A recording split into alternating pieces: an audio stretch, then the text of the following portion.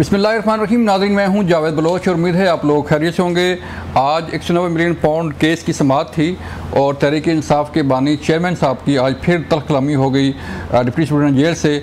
उनकी ये डिमांड थी कि उनकी बात करवाई जाए उनके बेटों से, लेकिन कोर्ट ने जब तक ऑर्डर नहीं करेगी उस वक्त तक जो है वो बात नहीं होगी। ये कहना था जेल के अमला का।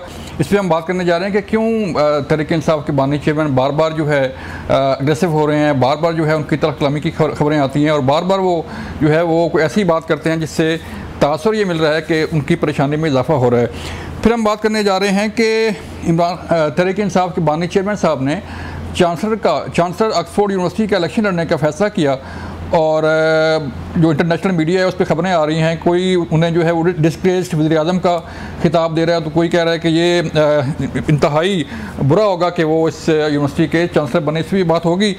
फिर हम बात करेंगे बलूचिस्तान की सूरत हाल पर। नाज़रीन, के बलूचिस्तान की सूरत हाल क्यों ख़राब हो रही है और इसको कंट्रोल करने के लिए स्टेट क्या करने जा रही है। आज वज़ीर-ए-आज़म भी वहाँ पहुँचे, आर्मी चीफ भी वहाँ पहुँचे और उन्होंने इस अज़म का इजहार किया, ऐलान किया कि दहशत गर्दों का किला कमा किया जाएगा और हर सूरत जो है वो रिट ऑफ स्टेट कायम की जाएगी। हमारे साथ आज मौजूद होंगे इस्सार राना साहब, सीनियर तजज़ियाकार हैं, उनसे बात करेंगे। माजिद निज़ामी साहब ने हमें ज्वाइन किया है, उनसे बात करेंगे। हाफिज़ एहसान अहमद साहब सीनियर कानूनदान है, आपसे बात करेंगे। आप सबका शुक्रिया सर। हाफिज़ साहब, मैं आपकी तरफ आऊँगा सर। पहले चलते हैं सर कि जो गुफ्तगू हो रही है बार बार अडयाला जेल से आ रही है। कभी तो तहरीक इंसाफ के बानी चेयरमैन की तल्ख कलामी होती है जेल के अमला से, कभी वो सहाफ़ियों से जो है वो उलझ जाते हैं और कभी मैसेज कन्वे करते हैं फ़ौज को भी और इदारों को भी। तो मामला किस तरफ जा रहा है? क्या बार बार ये किसी मुल्ज़म का राइट होता है कि वो उस कोर्ट में जो है वो मीडिया मौजूद हो, मीडिया जो है उनसे वो बात करे बार बार? बिस्मिल्लाहिर्रहमानिर्रहीम। बलोच भाई, आपका बहुत शुक्रिया। एक तो ये है कि पाकिस्तान के जो फॉर्मर प्राइम मिनिस्टर है, मैं ये समझता ये हूँ कि उनकी जो मुश्किलात हैं उसके अंदर जो एक इजाफे की वजह है वो उनका फ्रीक्वेंट स्टेटमेंट देना और मीडिया के ऊपर आना है। और ये आज से नहीं है, जब से वो पॉलिटिक्स के अंदर आए हैं कोई ना कोई ऐसी बात हो जाती है कि जिसके अंदर फिर फॉर एंड अगेंस्ट जो है वो मसला जो है वो शुरू हो जाता है।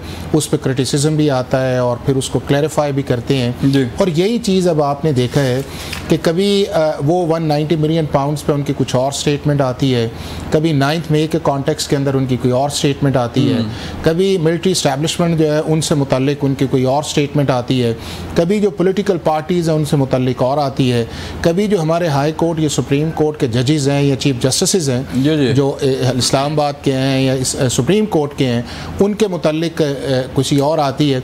तो मेरा ख्याल ये है कि वो सारी एक जो इनकन्सिस्टेंसी है उनकी सारी स्टेटमेंट के अंदर, शायद उस वजह से एक पॉलिटिकल कंट्रोवर्सी जब बनती है तो उस कंट्रोवर्सी जो है उनको किसी न किसी जगह घेर लेती है। दूसरा, आप लोगों का तो काम यही है कि चूँकि हाई कोर्ट ने एक ऑर्डर किया कि जी आप इनका अगर ट्रायल जेल के अंदर कर रहे हैं तो जेल ट्रायल होना चाहिए, इन कैमरा नहीं होना चाहिए। और उसका मतलब ये है कि आपके रिलेटिव्स भी आएँ, आपके जर्नलिस्ट भी आएँ। अब आप जर्नलिस्ट जो हैं, आपका तो काम ये है कि खबर निकलवाना और एक चीज़ को सामने लेके आना। अब ये मैं समझता ये हूँ कि हमारे जितने भी पॉलिटिशियंस हैं इंक्लूडिंग हमारे फॉर्मर प्राइम मिनिस्टर जो हैं, इन्हें थोड़ा सा ये देख लेना चाहिए कि जब भी अब कोई बात होती है उसके अंदर अब फिल्टर नहीं है। यानी कि पहले आपका जो प्रिंट मीडिया था उसके अंदर आपका एक एडिटर था, फिर चीफ एडिटर था, फिर वो आगे जाके चीज़ें जो थी ये जब आप राइट डाउन करते थे तो उसके अंदर उसकी जो मानी है या उसके अंदर एक जिस तरह कहते हैं ना कि जो उसका सॉफ्ट है या कुछ आ जाता था उस लेवल के अंदर। अब ये है कि जो ही आप बात करते हैं वो फ़ौरन बात जो है वो बाहर निकलती है, बाहर से आगे चली जाती है और उसके मुख्तलिफ मानी जो है वो तशरीह हो जाते हैं। दूसरा, मैं समझता हूँ इस चीज़ के अंदर हूँ कि जब आप जेल के अंदर हैं और एक फ्रस्ट्रेशन डेफिनेटली होती है उस चीज़ के अंदर कि जब आपके यकदम एक केस, दूसरा केस, तीसरा केस, चौथा केस जो अब आप आता है तो उस फ्रस्ट्रेशन के अंदर जो है फिर शायद आपकी एक स्ट्रेटजी भी आ जाती है कि कभी आप किसी चीज़ को चैलेंज कर देते हैं और कभी फिर आप रिवर्सल की तरफ चले जाते हैं। तो वो जो इन बिटवीन मेरा ख्याल प्राइम मिनिस्टर का फॉर्मर का रहना जो है वो उनके लिए जो है वो एक कॉम्प्लिकेशन ज़्यादा क्रिएट कर रहा है, बजाय इस चीज़ के कि जो चीज़, चूँकि जितने भी अब जेल ट्रायल अब तक आए हैं, बाहर आए हैं बलोच साहब, वो सारे के सारे प्राइम मिनिस्टर उनके अंदर से इक्विट हुए हैं, चाहे या सस्पेंशन आई है या इक्विट आए हैं। साइफर देख लें, अभी 190 मिलियन पाउंड्स की भी उनकी बेल आई हुई है, सुप्रीम कोर्ट ने भी उन्हें रिलीफ दिया हुआ है। उसके बाद ये जो इद्दत वाला केस था उसके अंदर भी आया है। तो मेरा ये ख्याल ये है कि अगर बेहतर ये था कि अपने इस सारे प्रोसेस को लीगली तौर पे देखते और उस लीगली के साथ एक पॉलिटिकल एक्यूमेन होता तो शायद आज सिचुएशन जो थी वो बहुत मुख्तलिफ होनी थी। माजिद निज़ामी साहब, आप सर तजिया दीजिएगा कि जो गुफ्तगू हो रही है डैला जेल के अंदर, और ये भी बताइएगा कि ये मैंडेटरी है कि जो एक मुलज़िम है या एक कैदी जो है जब कोर्ट में पेश हो तो वो लाजमी जो है वो बात कर सकता है, उस पर कोई कदर नहीं है मीडिया से बात करने के हवाले से, और जो सबका प्रेसिडेंट है वो ज़रा बताइएगा कि पहले भी इससे पहले होती रही ये ऐसी बातें, और फिर तजिया कीजिएगा जो उनकी गुफ्तगू है कि कभी तो वो एंटी एस्टैब्लिशमेंट जो है वो बात कर रहे होते हैं, कभी जो है वो सुप्रीम कोर्ट के काजी फैसल साहब के मुतल्लिक बात कर रहे होते हैं, कभी इस्लामाबाद हाई कोर्ट से मुतल्लिक, कभी कहीं पे कभी कहीं के, तो किस तरफ जा रहे हैं हालात उनके सर? जी बहुत शुक्रिया।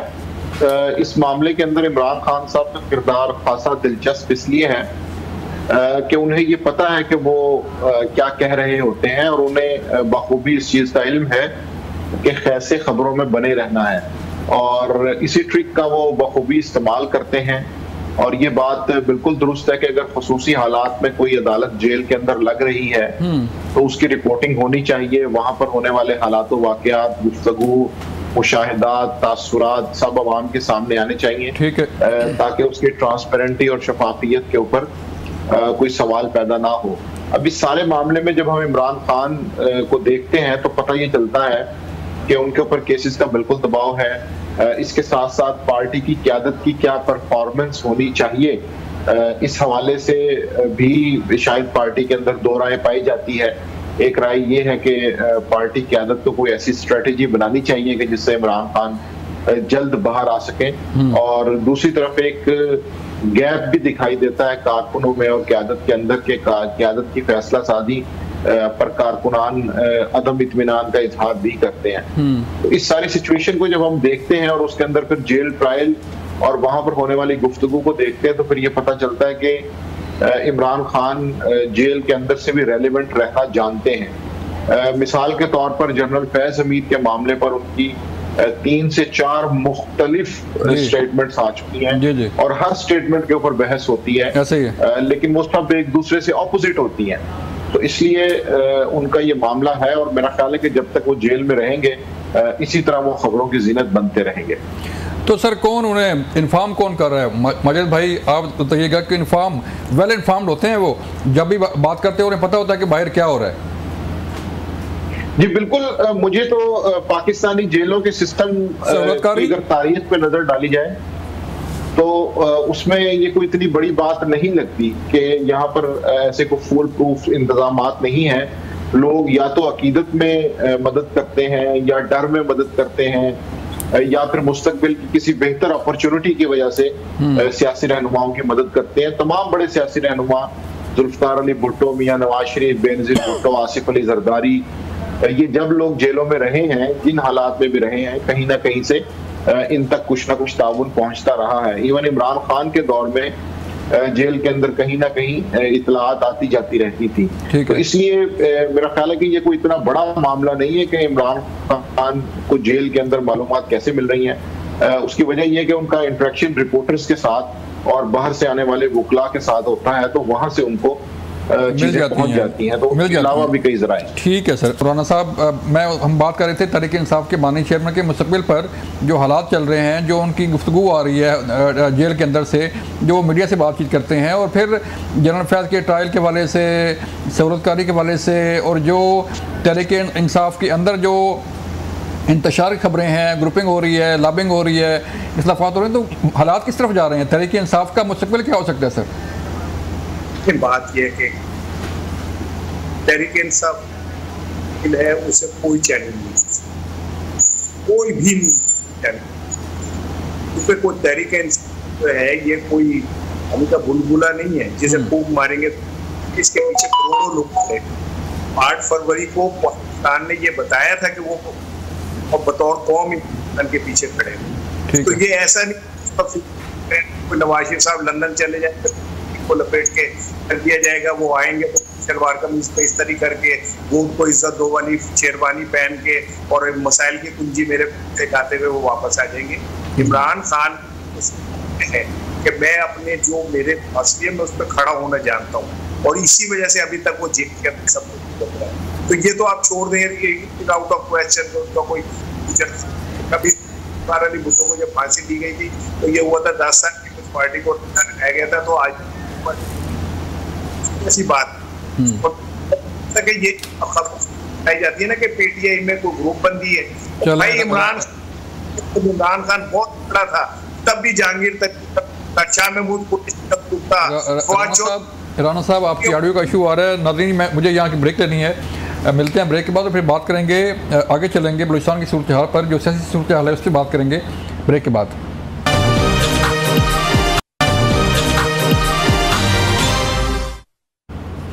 वेलकम बैक नाज़रीन। इसार राणा साहब से बात हो रही थी। इसार राणा साहब, आप तजिया पेश कर रहे थे कि जो मुस्तकिल है तहरीक इंसाफ का, उस पर ज़रा गुफ्तगू आप कर रहे थे, कंटिन्यू कीजिएगा। मैं यही कह रहा था कि देखें, भुट्टो साहब को जब शहीद किया गया तो 10 साल पीपल्स पार्टी को मार्शाल्लाह का रगड़ा लगा, लेकिन क्या पीपल्स पार्टी खत्म हो गई जी? और नवाज शरीफ साहब पाकिस्तान से बाहर गए तो क्या मुस्लिम लीग नून खत्म हो गई? तो पीटीआई को कैसे है फिर? इसमें तो एक बड़ा फर्क ये है कि पीटीआई के पीछे तो करोड़ों पाकिस्तानी खड़े हुए। 8 फरवरी को पाकिस्तानी कौम ने ये बताया कि वो इमरान खान के साथ खड़े थे। ठीक है, ये निजाम ना माने, आप इस निजाम को अवाम के को इज्जत ना दें, वो अलग बात है, लेकिन इमरान खान के पीछे लोग खड़े, अवाम खड़ी, तो ये बात नहीं। उसी बात की कि ये जो ये प्रॉब्लम है कि जी इसमें कोई पीटीआई में ग्रुपिंग है, तो भाई इमरान खान के दौर में जहांगीर तरीन का ग्रुप था, शाह महमूद कुरैशी का ग्रुप था, फवाद चौधरी का ग्रुप था, चौधरी परवेज इलाही का ग्रुप था, परवेज खटक का ग्रुप था। हाफिज साहब आप फरमाइए सर, जो चीज़ें चल रही हैं, जो केसेस चल रहे हैं, मतलब 9 मई के केसेस हैं, 190 मिलियन पाउंड केस है, तोशाखाना 2 रेफरेंस है, बाकी केसेस हैं, तो एक तो दरिया के जो मिलिट्री कोर्ट्स का मामला ज़ेर इल्तवा है, जो स्पीडी जस्टिस है हमारा सर, वो क्या डिमांड करता है, किस तरफ जा रहा है कि फैसला कर दें कि मिलिट्री कोर्ट्स ने काम करना है नहीं करना, एक तरफ हो जाए, जो लोग अंदर पड़े हैं वो तो उनका कोई मुस्तकिल होना सर? देखिए, अभी कल ही एक फ़ैसला आया है कि जो कैपिटल हिल के अंदर सिर्फ एक शख्स जो एंटर हुआ है, जो पहला जो शख्स गया है, उसको उन्होंने 57 माह की कैद दी है। जो सिर्फ अंदर दाखिल हुआ है, जो पहला शख्स उसके अंदर गया है। उसके बाद 2 साल उसको होम डिटेंशन को ऑर्डर उन्होंने किया है कि वो रहेगा। उसके बाद उसे जुर्माना भी किया है उन्होंने, $2000 उसके अंदर किया है।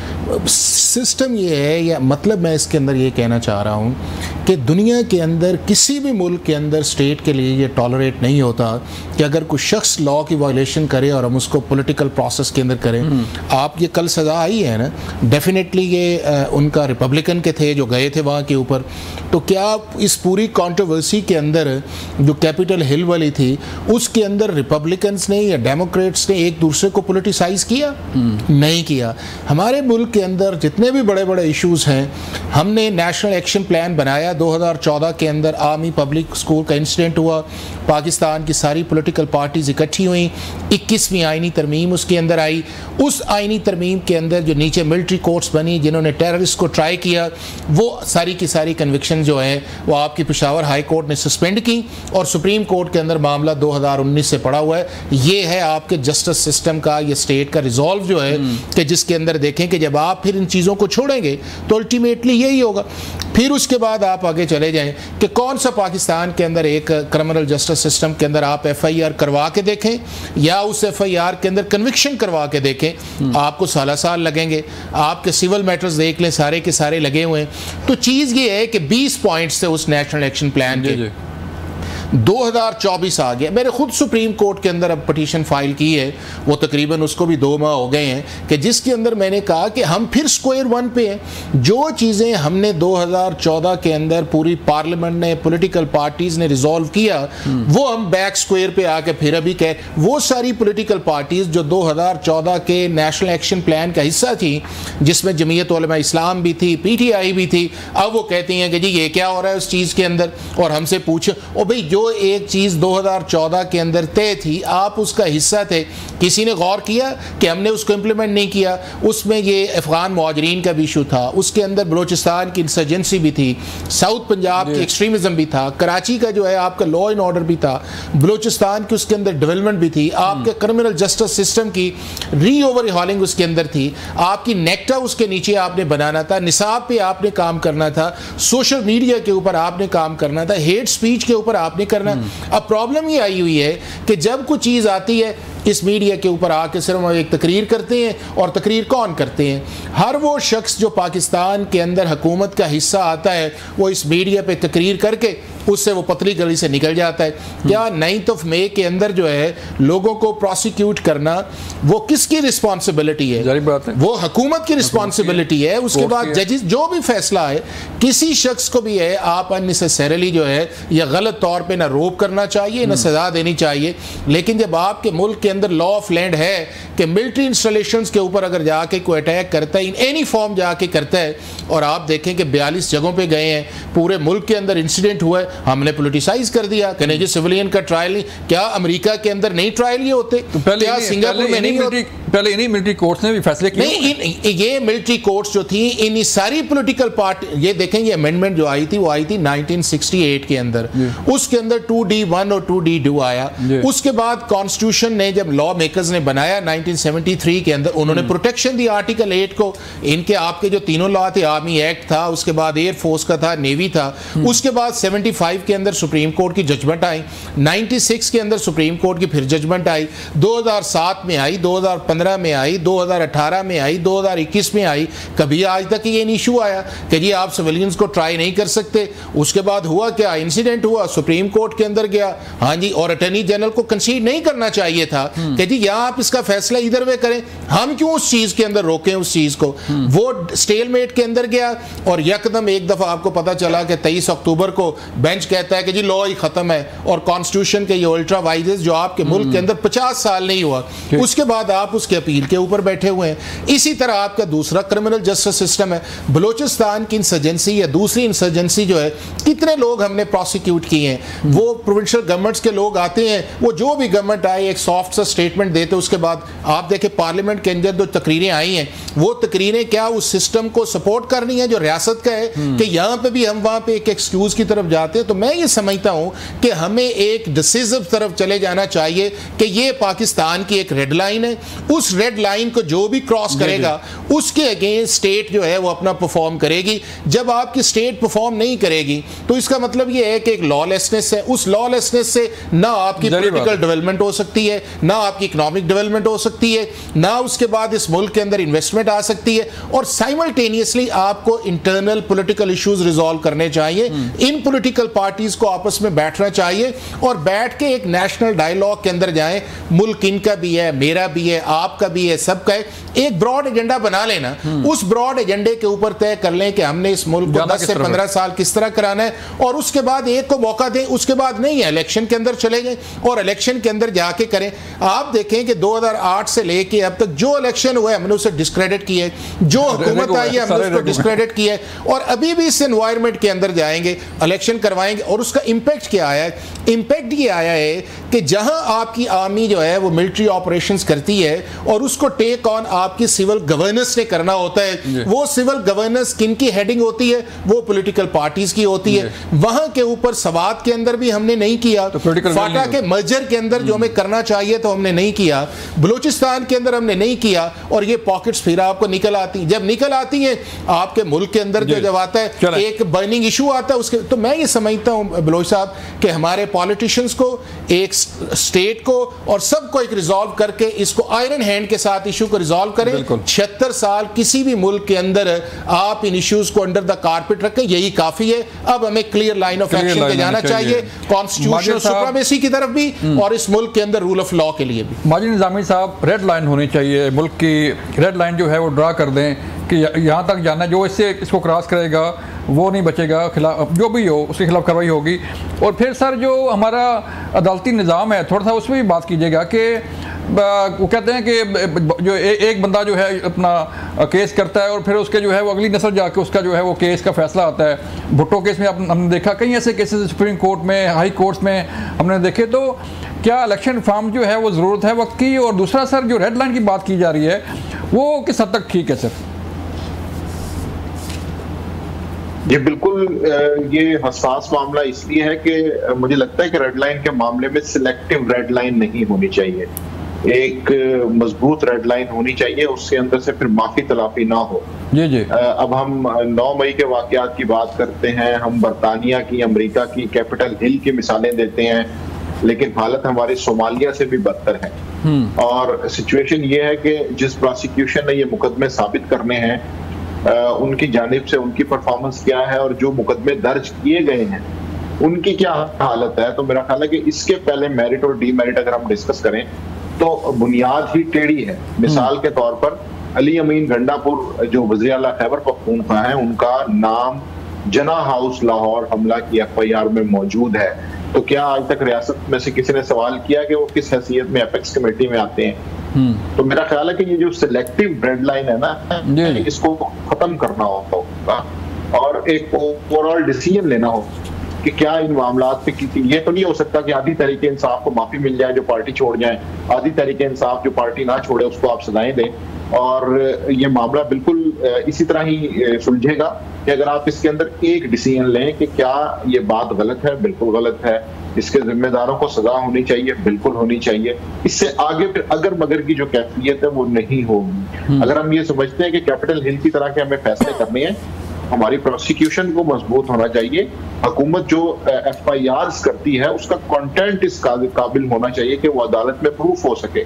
तो मेरा ख्याल है कि ये अपने एंड के ऊपर जो रियासत के काम है अगर वो नहीं होंगे तो फिर हम ये तवक्को नहीं रख सकते कि हमें बरतानिया जैसे और अमेरिका जैसे फैसले जो हैं वो मिले। तो इसलिए इस सारे मामले के अंदर जब हम इदारों पर बात करते हैं तो हमें सबसे पहले अपनी इस्लाह की तरफ तवज्जो देनी चाहिए कि प्रोसिक्यूशन जो पहले पाकिस्तानी अवाम जिस सुस्त रवि को भुगत रहे थे, अब रियासत उसको भुगत रही है। पहले इसमें रिफॉर्म्स नहीं की गई, अब उस सुस्त रवि की तपिश जब रियासत तक पहुंची है तो अब सबको परेशानी हो रही है। तो ये सिलेक्टिव नहीं होना चाहिए, ये अक्रॉस द बोर्ड होना चाहिए। अक्रॉस द बोर्ड होना चाहिए। राणा साहब, आप सर फरमाइएगा कि जो जुडिशल रिफॉर्म्स की बातें हो रही हैं, जो कानून साजी की बातें हो रही हैं, मुल्क में खबरें चल रही हैं सारी, तो इससे मामला बेहतर हो जाएंगे? आप समझते हैं कि जो माजिद निज़ामी साहब ने कहा कि रेड लाइन जो है वो सिलेक्टिव नहीं होनी चाहिए, अक्रॉस द बोर्ड होनी चाहिए, ये अपने अपने मुफादात के लिए की जाती है। मिसाल के तौर पे अब जो भी ये हुकूमत जो कुछ भी पिछले इसने अपने 2 अदवार में किया है, शहबाज शरीफ के पिछले अदवार PDM की हुकूमत 1 और PDM 2 दोनों के अंदर, उसमें एक कानून साजी अवाम के लिए बता दें जो की गई हो, अपनी फलाह के लिए। ये वो मखसूस नशिस्तें कैसे रोकी जा सकती हैं, जजों का रास्ता कैसे रोका जा सकता है, इलेक्शन रिफॉर्म्स के जरिए ये 45 वाले फॉर्म को कैसे रोका जा सकता है, सिर्फ इनके पास और करने को कोई काम नहीं है। और ये मैं हैरान हूं जजेस के ऊपर कि वो इतनी बड़ी तोहमत अपने मुंह पे कालक मल कैसे लेंगे कि वो इस नए रिफॉर्म से आके जजेस बैठ जाए। उन पे यकीन किसको होगा जिनका सबको पता होगा कि ये आए ही एक खास एजेंडा और मखसूस नियत से हैं, तो उन जजेस के फैसलों पे एतबार कौन करेगा? और मैं तो उन जजेस पे हैरान हूं कि वो चंद तकों के फायदे के लिए अपनी पूरी जिंदगी की रियासत का बेड़ा गर्क कर लेंगे। मैं तो हैरान होता हूँ कि यार पाकिस्तान में कोई इखलाकी नाम की कोई चीज वजूद ही नहीं रखती। लेकिन राणा साहब, आप ये भी तो देखें ना कि सर कितने हजार केसेस जो है वो पेंडिंग पड़े हुए हैं, इल्तवा का शिकार है 20 लाख से और जो है वो ओवरऑल 20 लाख मुकदमा जो है सुन ले मेरी यार, सुन ले भाई मेरी सुन ले। अगर आपने ये 20 लाख ये जो 12 जज आएंगे, 20 जज जिन्होंने हल करने, और भाई अपना निजाम ठीक करें। ये 20 लाख मुकदमा नीचे से ऊपर आते हैं, ये कचहरियों से शुरू होते हुए, सिविल कोर्ट से होते हुए, हाई कोर्ट तक होते हुए फिर आप तक आते हैं। और आपको नहीं पता, आप अंधे हैं, आपको नहीं पता कचहरी के अंदर एक पैसे के बगैर आप कागज नहीं ला सकते। दुनिया भर का सो मोटो एक्शन लेते हैं, कीड़े निकालते हैं सियासतदानों पे, कीड़े निकालते हैं आप पार्लियामेंट में, आप अपने बुक्कल दे थले विच लुके चोरा नहीं देख दे, अपनी मंजी थले डांग नहीं फेर दे। आपको नहीं पता कि पाकिस्तान में इंसाफ बिकता है, जाली गवाहियां दी जा रही होती है, कचहरियों के अंदर प्रोफेशनल लोग खड़े होते हैं जो जाली की गवाहियां दे रहे होते हैं। ये 20 lakh cases high court supreme court के, ये आप इसलिए नहीं आ रहे कि आप इन्हें हल करें। और अगर खुदा की कसम किसी में विल हो तो ये 20 लाख जो है 1 साल में खत्म हो सकते हैं। देना टाइम फ्रेम। अभी काजी साहब जब आए थे, इन्होंने तो बड़ी इस्लाहत का ऐलान किया था कि इतने वक्त में जो है इतनी मुद्दत में फैसला होगा, इतनी मुद्दत में फैसला होगा। कहाँ गई वो सारी इस्लाहत जो आपने कही थी? आप हुकूमत का टूल बनना चाह रहे हैं, और ये हुकूमत तो सिर्फ है ही इसके काम के लिए कि ये इक्तिदार से चिमटे रहे, क्योंकि इन्हें पता है कि इनकी मंजिल 2 ही है, या इक्तिदार है या जेल है। क्योंकि इन पे जो हीनियस क्राइम है जो इनके ऊपर है, वो या तो इक्तिदार में छुप के बच सकते हैं या मुल्क से भाग के बच सकते हैं। They have no other option. तो ये तो अपने इक्तिदार को दवाम देंगे। और मैं हैरान हूं कि यार इमरान खान को अपने हटाना था, रिजीम चेंज करनी थी, अब तो अमेरिका भी मान गया, डोनाल्ड लू का किरदार सामने आ गया कि उसने कैसे इमरान खान को हटाया। तो कोई नेकना भी बंदे लाके बिठा देते यार, जिन पे कोई उंगली ना उठाता। एक बंदा जिस पर 16 अरब रुपए की नेक नाम कौन हो सकता है सर? जरा सिस्टम मैं बताता हूँ सर, सिस्टम मेरी बात सुन ले। आपको बना देना वजीर इत्तलात, तो आप पे कौन से को करप्शन का इल्जाम है? आप नौजवान नहीं हो, तालीम याफ्ता नहीं हो, ज़हीन नहीं हो? कैसे हमजा से बन सकता है, मरियम बन सकती है, बिलावल भुट्टो बन सकता है? एना खानदान के बच्चे ने वो हुक्मरान असी इतने कादे लिए आए हैं? असी सिर्फ मरन दे लिए आए हैं, बिल जमा कराने दे लिए आए हैं। हमारे जिम्मे सिर्फ घुट घुट के मरना है, एड़ियां बिगड़ के मर रहे हैं हमारे बच्चों को। इनका कोई फ्यूचर नहीं मेरे बच्चों का। सही है। ये मुल्क जो है ये आसफा का, बिलावल का, मरियम का, हमजा का मुल्क है, मेरा मुल्क नहीं है। सही है। तो आपने लाना ही था एक बंदा, 16 अरब की मनी लॉन्ड्रिंग की फर्द जुर्म उस पर लगनी है, आपने उसे वजीर आजम बना दिया। तो आप पाकिस्तानी कौम को क्या मैसेज दे रहे हैं कि तुम बेबस लोग हो, तुम्हारी औकात कोई नहीं, तुम्हारे वोट की कोई औकात नहीं, जो फैसला हम करेंगे, चोर डाकू जो मर्जी चाहे तुम्हारे सर पे बिठा देंगे, तुम कुछ नहीं कर सकते। ठीक है सर, मुझे यहाँ पे एक ब्रेक लेनी है, मिलते हैं ब्रेक के बाद।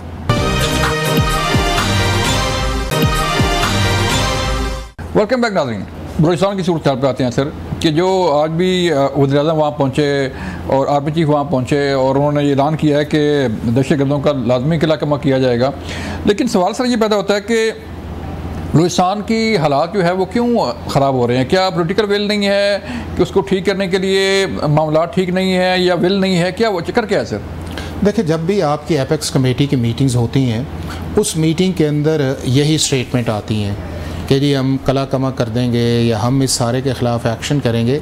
लेकिन उन फैसलों को जो ट्रांसलेट आपने करना होता है वो तो आपके प्रोविंसेस ने करना होता है, चूँकि लॉ एंड ऑर्डर भी उनकी रिस्पॉन्सिबिलिटी है। उसके बाद ये है कि उसका जो ट्रिकल डाउन इफ़ेक्ट है वो है आपकी स्टेट मशीनरी या आपकी गवर्नमेंट मशीनरी है, और वो गवर्नमेंट मशीनरी है वो आपकी यूनियन काउंसिल से लेके आपकी प्रोविंशियल कैपिटल तक चलती है। अब उसके अंदर ये मैंने आपको आगे एग्जांपल दी ना कि हमने ये तय किया जब इसको ऑपरेशन शुरू करने लगे 2014 के अंदर, ज़रबुल अज़ब जो था उसके अंदर ये फैसला ये हुआ कि ये हमारे 20 ऐसे पॉइंट्स हैं, अगर हम उनको इरेडिकेट कर देते हैं तो हमारा मुल्क एक बेहतरी की तरफ चला जाएगा। आप उन 20 पॉइंट्स की एवेल्युएशन करवाएं ना, इंडिपेंडेंट जो है, कि क्या हमने किस किस के ऊपर क्या काम किया है। जब हमने काम ही नहीं किया और उसके बाद आपकी हॉस्टाइल जो एजेंसीज हैं, आपका हॉस्टाइल जो है वो इंडिया है, आपकी रॉ एजेंसी जो है ईरानी, इसका अपना एक उसके अंदर रोल है, अफगानिस्तान जो है उसका एक अपना रोल है, और इन सारों को जब आप करके फिर उसके अंदर आपकी एक लोकल सपोर्ट है, फिर ये है कि आपकी गवर्नेंस डिलीवरेंस भी नहीं है कि उस डिलीवरेंस के अंदर जाके जो उनका एक हंटिंग ग्राउंड है आप उसको रोकें जाके। ये प्रोविंशियल गवर्नमेंट्स जो हैं, जो आप प्लज करते हैं, जो मतलब क्या हमने फाटा के अंदर जो प्लज था वो हमने पूरा किया उनके अंदर? क्या जो बलूचिस्तान के अंदर एक एहसास महरूमी है जिसको एक्सप्लॉइट किया जाता है कि गवर्नेंस के अंदर या अपॉर्चुनिटीज़ के अंदर, क्या हमने किया उसको पूरा के अंदर? किसकी रिस्पॉन्सिबिलिटी है? ये प्रोविंशियल गवर्नमेंट की रिस्पॉन्सिबिलिटी है कि आप 500-600 अरब रुपया आपका बजट आता है उस चीज़ के अंदर, और आप ये जो है कि 60 मेंबर है तो 60 ही मिनिस्टर हो जाते हैं, 40 है तो 40 ही उसके अंदर चले जाते हैं, और उसके बाद आप एक डेवलपमेंट आप हिसाब लगाएं ना कि पिछले 20 साल के अंदर 2002 का ही कर लेते हैं, 2002 से लेके 2024 के अंदर किस किस प्रोविंस के अंदर कितना पैसा गया है और वो लगा किस जगह के ऊपर है। क्या वो उस सूबे के अंदर आपकी सोशल अपलिफ्ट पे लगा है? क्या अपनी लॉ इन्फोर्समेंट एजेंसीज को एम्पावर करने के अंदर लगा है? क्या आपने क्रिमिनल जस्टिस सिस्टम को बेहतर करने के लिए लगाया है? लेजिस्लेशन तो इनका काम है ना। 18वीं तरमीम के बाद सारी चीज़ें जो हैं वो आपकी प्रोविंसेस को डिवॉल्व हो गई हैं। लॉ एंड ऑर्डर आपका है, एजुकेशन आपकी, हेल्थ आपका, बजट आपका, सारा कुछ है। उसकी आपका पे बैक डिलीवरेंस क्या है? जब आपकी पे बैक डिलीवरेंस नहीं है, फिर क्या आपने इसका जो एक नैरेटिव है वो नैरेटिव क्रिएट हुआ है? ना आपको केपीके में नैरेटिव मिलता है, ना आपको बलूचिस्तान के अंदर नैरेटिव मिलता है, ना आपको पंजाब में नैरेटिव मिलता है, ना सिंध में मिलता है, ना कराची के अंदर आपको एक नैरेटिव। जब आपका नैरेटिव भी बिल्ड नहीं कर सकते आप सोशल अपलिफ्ट भी नहीं कर सकते, तो वो फिर आपके पॉकेट्स हैं जिसके अंदर ये दुनिया की जो एडवर्स एजेंसीज हैं वो उसको करती हैं।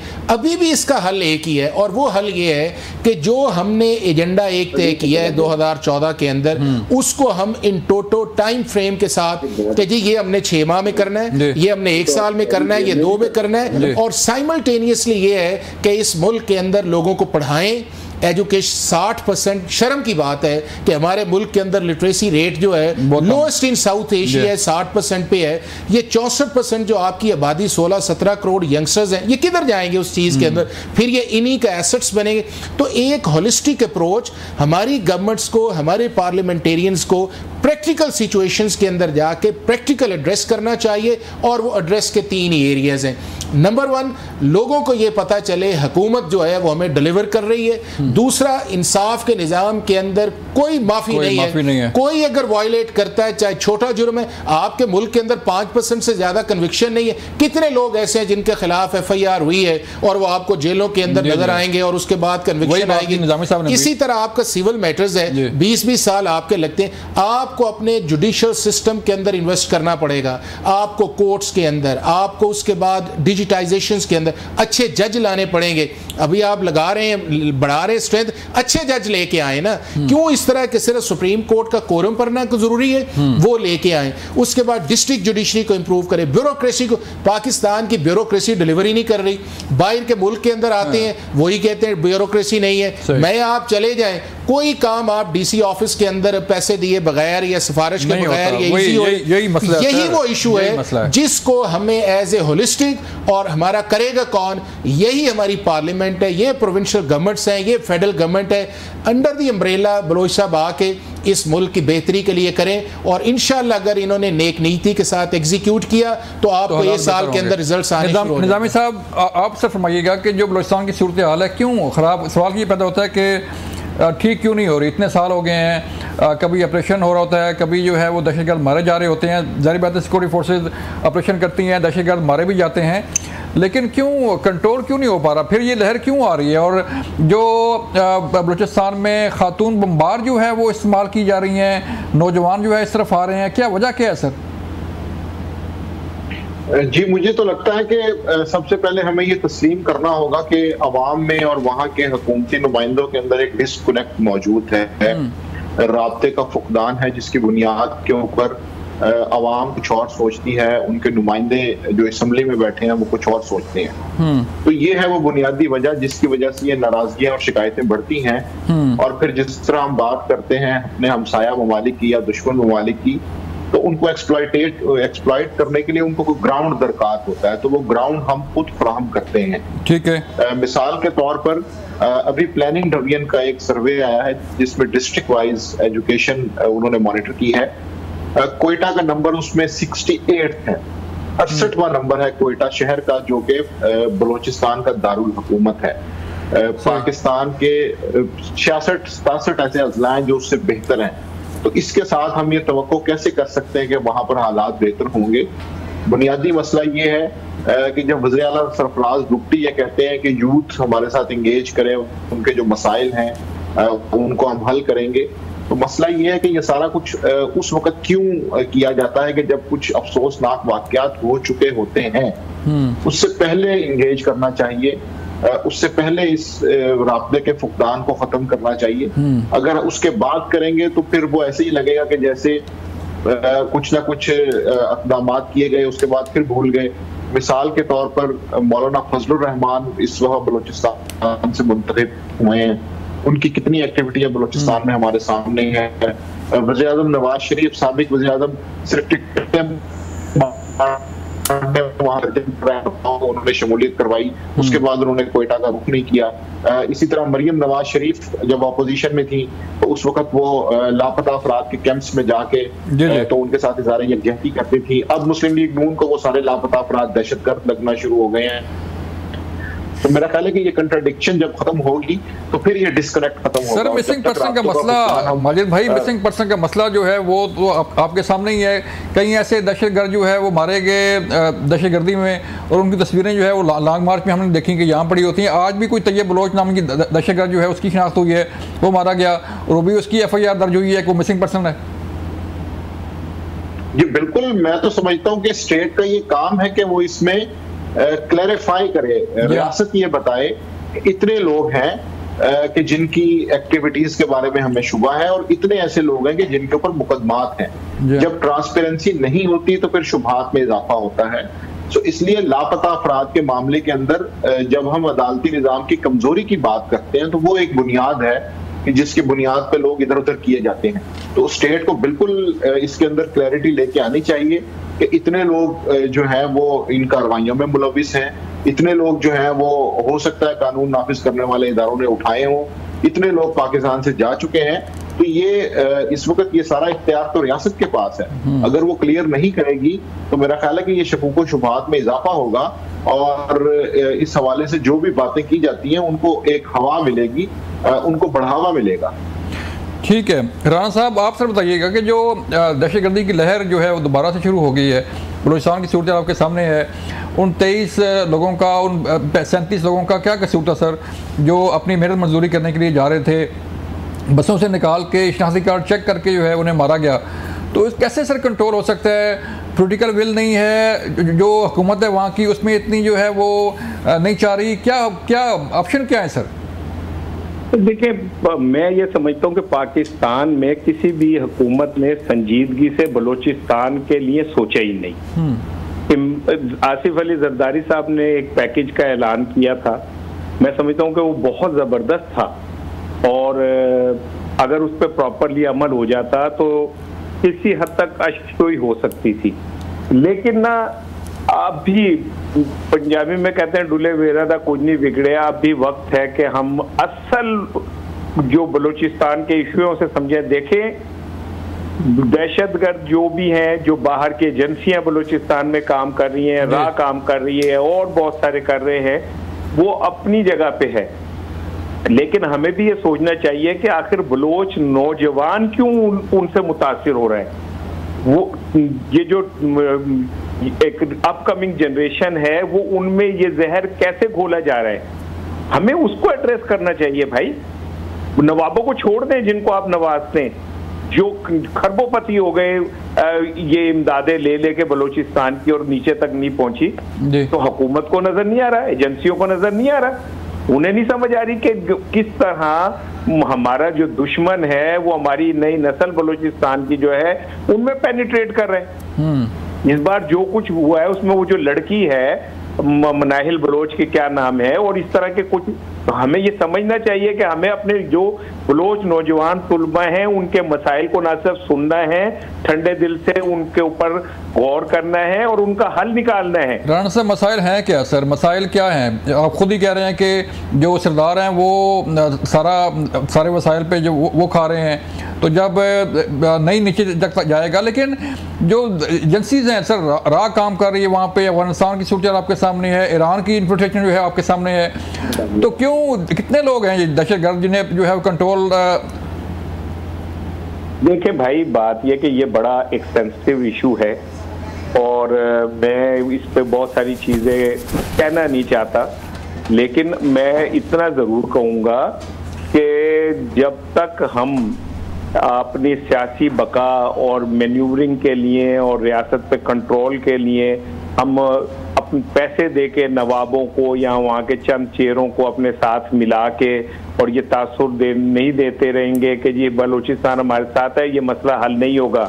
हमें ग्राउंड नीचे जाना पड़ेगा, लोगों के मसाइलों को वहाँ पे आप और नौजवान नस्ल को बेहतर फ्यूचर दें, नौकरियां दें, तालीम के आला मौके दें, उनको वहाँ पे कोई स्पोर्ट्स एक्टिविटी दें, उनका फ्यूचर नजर आना शुरू हो। गरीब आवाम के लिए वहाँ पे भूखे मर रहे हैं, पानी साफ पानी नहीं है, सैलाब बारिशें आती हैं, वो बेचारों की जिंदगियां तबाह हो जाती हैं। रियासत को ये समझना पड़ेगा कि हमें आम आदमी को जब तक हम एड्रेस नहीं करेंगे मामला हल नहीं होगा। ये बड़ा लंबा एक डिफिकल्ट सी बात है जो मैं कहना नहीं चाह रहा कि हमारे इदारों को भी इस बात को समझना होगा कि चंद चेहरों को रख के, वो काकड़ हों, वो क्या कहते हैं बलीदी हों, वो ये इस तरह के लोगों को रख के हम समझते हैं कि हम तासुर देते हैं बलूचिस्तान में सब ठीक है, कभी बाप बना देते हैं, कभी माँ बना देते हैं। जब तक हम इन चीजों से निकल के हकीकी जमहूरी अंदाज में अवाम को इंगेज नहीं करेंगे ना, ये मसाइल खड़े रहेंगे। और अब हमारे पास टाइम नहीं रहा इतना कि हम इन इलल्ले तल्लों और रहमकाना उसमें जाएं। हमें अवाम को और बलोची नौजवानों को अपने साथ इंगेज करना पड़ेगा। और अगर हमसे कोई गलतियां हुई हैं माजी में तो कोई बुराई नहीं है कि अगर हम उनसे इसकी माजरत कर लें कि हाँ माजी में हमसे गलतियां हुई हैं, हमने बुख्ती को कह के मार दिया। क्यों मार दिया भाई? इसलिए कि वो हमारा सियासी मुखालिफ था।